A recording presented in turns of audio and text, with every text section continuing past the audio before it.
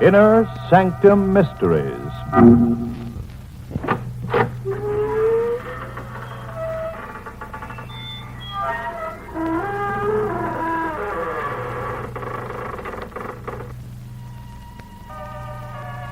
Good evening, friends of the creaking door.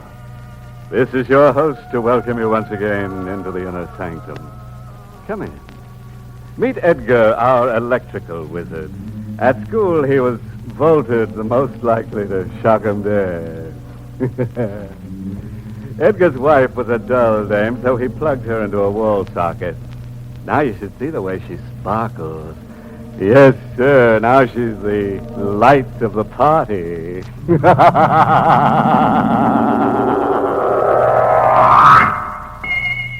Ever roll your eyes over the dream of $500,000? You did. Careful, friend, or that dream will become a nightmare. We're in White Oaks, a gloomy estate somewhere along the jagged coastline between Frisco and Seattle. On the floor in a corner of the library, staring blindly at the ceiling, is an old man. Across the room is a young man, mortally wounded, but fighting to keep the thread of life from snapping. 10 feet away from him is an old-style floor safe. The door of the safe is blown off, and the contents scatter and lying nearby. He tries to get up, but he can't. His hand creeps to a bundle of cash and drops helplessly over it.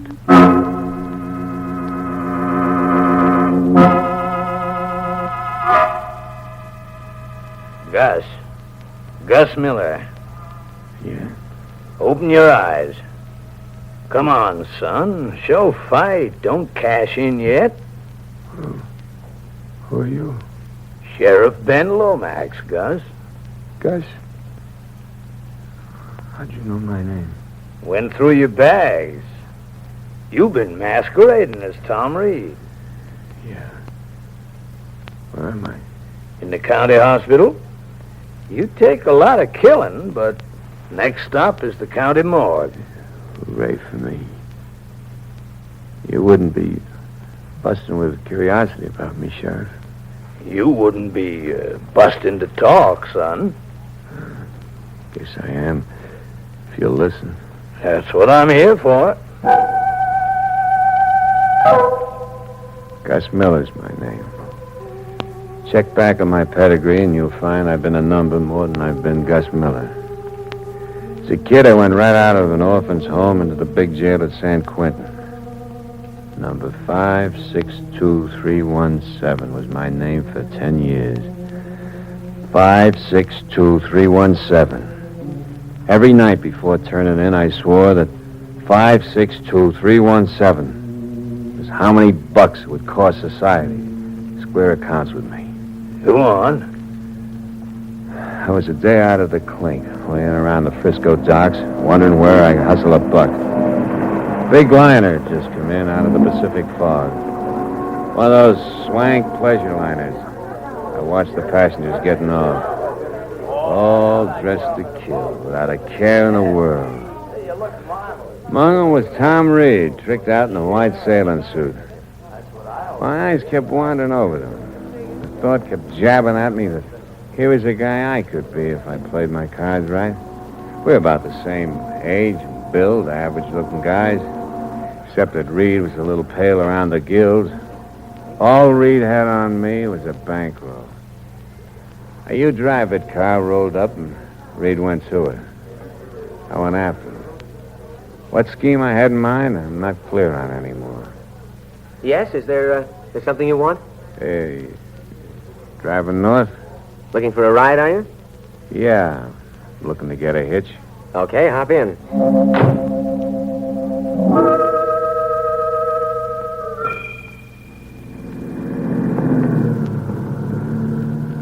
I'm Tom Reed. My name's Gus Miller. How far are you going? As far as I can get, I guess.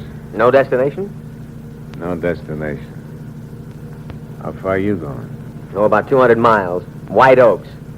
Ever hear of White Oaks? No, never did. The show place of the Pacific Coast. Yeah. I'm the last of the Reeds of White Oaks. You bragging or crying? Both, maybe. Why are you so tough? You're too rich for my blood, maybe. I suppose there is something indecent about too much money at that. Have you got too much money? $500,000 in 3 days. Why in 3 days? My inheritance comes due then. That's why I'm back in the States. How do you collect that $500,000? There's a bank teller piling up in gold pieces in front of you? No. A blind uncle you haven't seen in years taps his cane along the floor towards a safe that's been in the family for generations and opens it. And hands you $500,000. Just like that? Just like that. My father distrusted banks. I turned the figure over in my mind. $500,000. I saw Reed looking queerly at me out of the corner of his eye. You're burning up with temptation, Miller. I don't know what you're talking about. Pose as me for 3 days, then go off with all that money. Uncle Walter will never detect the masquerade. He's blind, and you're a pretty good faker. That's what you're telling yourself, aren't you?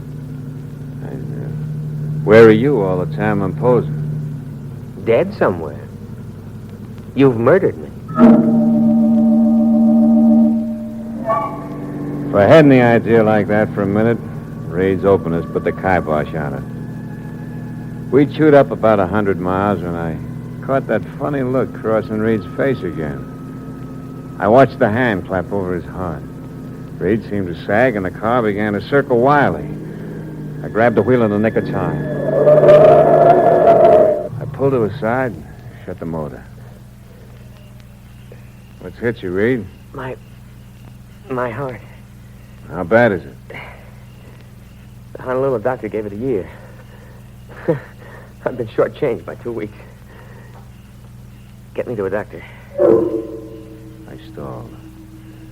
There was a little man counting off 500,000 in my mind slowly, by ones. Reed's eyes were on me.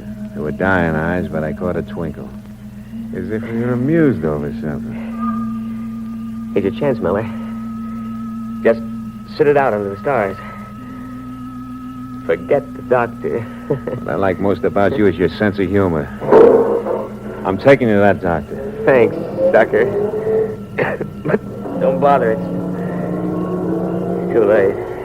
Reed. Bury me somewhere as Gus Miller. You'll be Tom Reed for 3 days.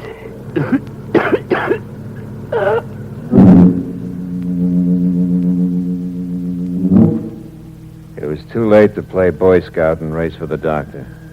Reed was the deadest man in the world. I told myself that Reed's dying crack practically made me his heir. But I didn't have to tell myself anything. The little man was counting 500,000 in my head fast, by 50s.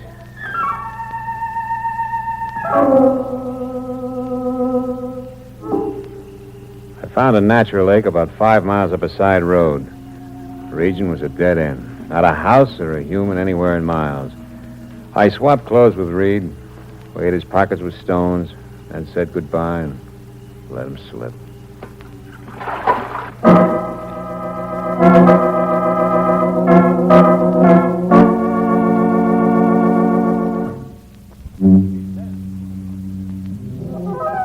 Well, our downtrodden hero is on the upgrade now.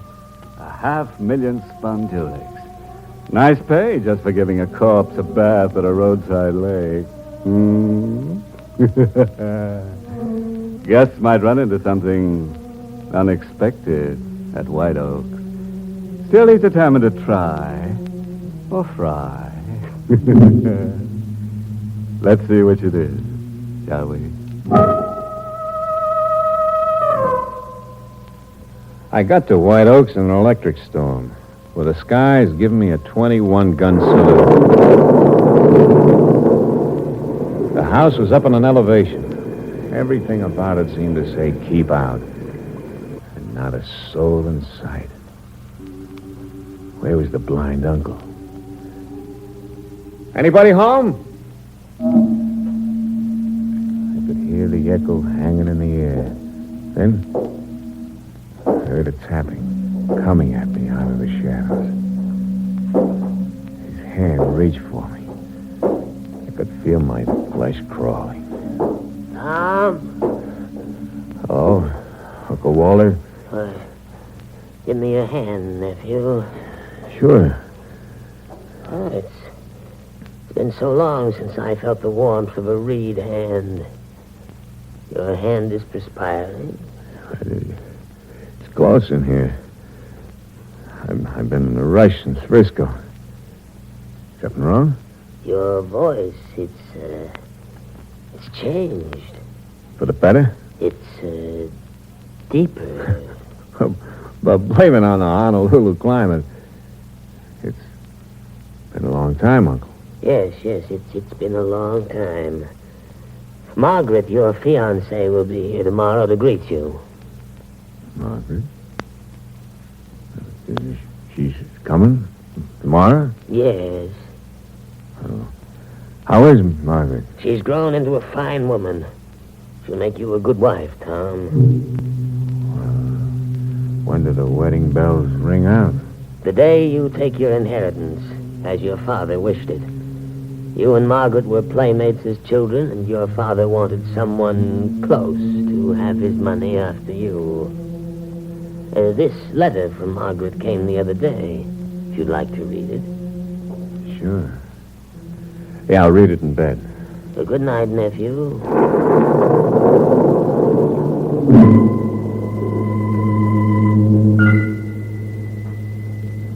A bride went with the 500,000. I opened her letter. I needed a line on her. I read the opening paragraph again and again until it was whispering in my brain. I wonder how it will be meeting Tom again, Uncle Walter. We were practically infants the last time together.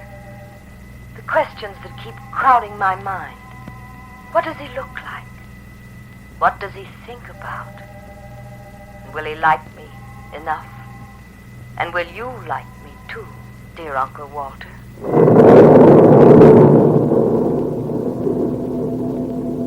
I had all the line on her I needed. Margaret didn't know Tom Reed from Adam.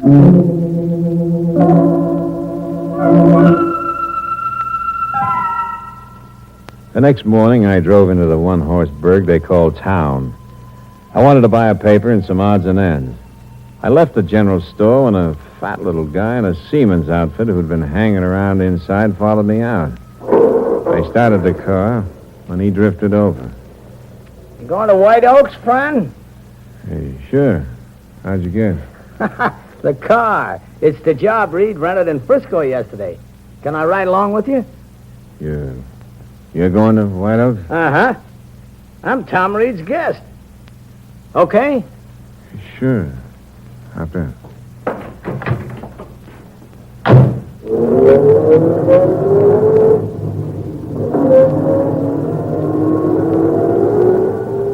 You a friend of Tom? Well, kind of. I was purser on the ship he came over on. We hit it off, and I got invited to his wedding. What'd you do with Tom Reed, mister? I don't get you. I get you. You're playing at being Reed. You're wearing his clothes. You're driving his car. When you paid for some junk at the store, you flashed a wallet I remember seeing on Reed. But you needn't sweat.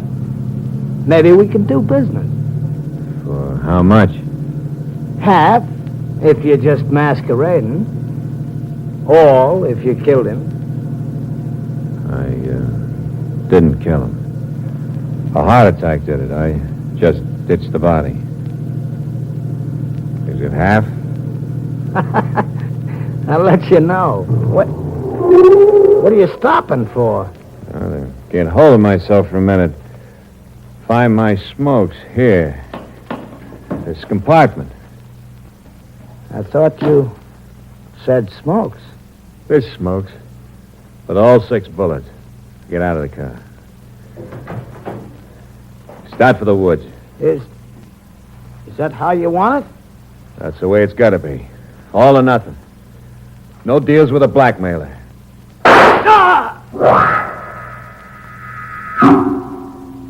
He sat down in a slow, wriggling motion. then fell over on his side into the weeds. I started to drag him through the weeds, looking for a place to hide him until I could get some tools and bury him later.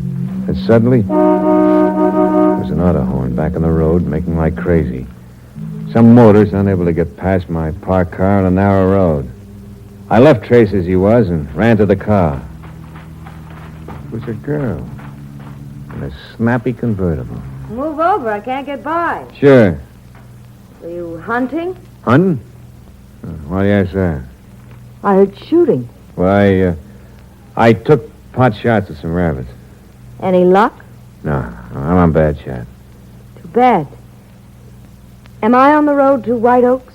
Sure. You wouldn't be Margaret. Yes. I'm Margaret. Hello. I'm Tom Reed. You're Tom Reed? Disappointed? Don't mind my staring. Aren't you going to show me the way, Tom? The way you keep staring's got my curiosity up. I'm sorry. Like she couldn't control her eyes. Keep them put. I followed the direction of his stare. And suddenly it hit me. Murder was written all over me. There was blood all over my clothes, from my shirt right down to my shoes. It was as if Tracy's corpse was standing beside me, telling it to the world. In those woods. You killed somebody in there. That's what those shots were. You killed Uncle Walter. And now you're talking crazy. A hobo stuck me up. I grabbed his gun and finished him. You don't believe me, huh? No. And you're not Tom Reed. You got a picture of him grown up, huh? Yes. Nice and frank and open, huh?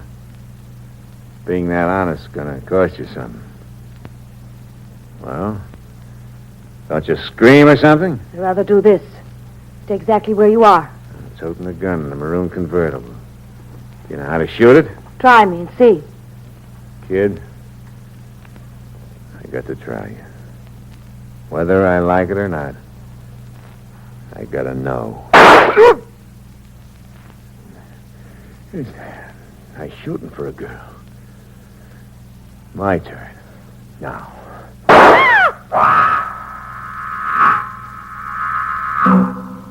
Her shooting first made it easier for me. In a way, it was like self-defense. Still kidding myself. Funny, it was hello, goodbye. I met a girl and killed her. All in less than 5 minutes. 500,000 was coming a lot harder than I figured, all right. I was running out of time. Play now is to grab what was in the safe one way or another and lam as far from the two stiffs and the blind uncle as I could get. I got to the safe and began to work at the dials. I heard Uncle Walter tapping his way toward me. Tom? Tom? Yes, Uncle Walter. Oh, Margaret hasn't come? No, not yet. She'll be along. Give me your hand, nephew. Well, where is it? Here. Well, what do? Read palms with your fingers? Yes, nephew. There are flecks of dirt on the palm. As if you've had your hands on the ground. That's not bad. You ought to be a detective. There's an odor. Smell of blood. Let go of my hand. What's wrong, Tom? No, we'll skip that. Now listen carefully. I got a gun in my hand, pointing right at you. You're to tap your way to that floor safe and open it, with no stalling and no questions. But, Tom... I said no questions. But I don't know the combination from memory. I said no stalling. If you listen, the combination is on a memorandum pad in the library desk. Now get it. He tapped his way along the floor to the desk, stooped over a drawer, and stayed there in a crouch like a guy in a trench. There was a gun pointing in front of him. Are you crazy, old coot? What good's a gun gonna do? You're blind. You won't get a cent, imposter. He shot me with perfect marksmanship. Like he could see right along with anybody. He'd aimed in the direction of my voice. I figured. I moved to a side quickly and emptied my gun.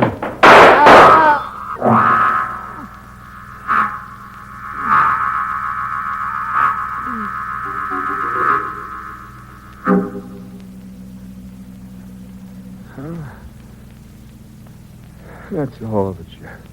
You fixed a glycerin charge in a can and blew the safe wall? It was a trick I picked up in prison.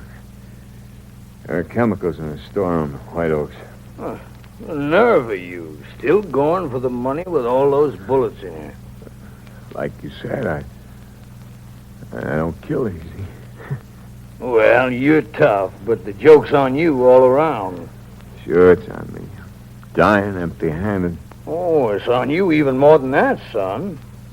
The old man wasn't blind, and he wasn't Uncle Walter. You're kidding. No, for a fact. Like you, he was just playing along. He'd been the butler before he killed Uncle Walter.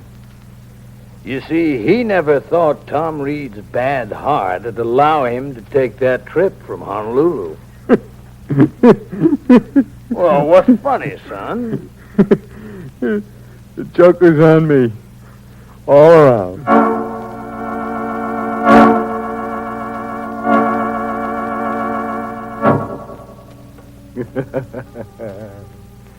Funny twist, A young man plots his rise to fortune and then finds he can't even get up off his back. One barren blessing, though.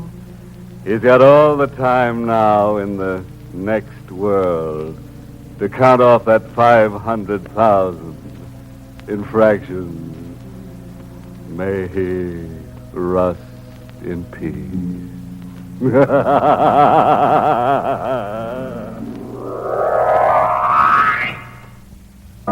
Well, friends, it's time once again to close that creaking door. Until next week at the same time, when we'll be back with a little hunk of horror. You'll be sure to listen, won't you? Until next week, then. Good night. Pleasant dreams.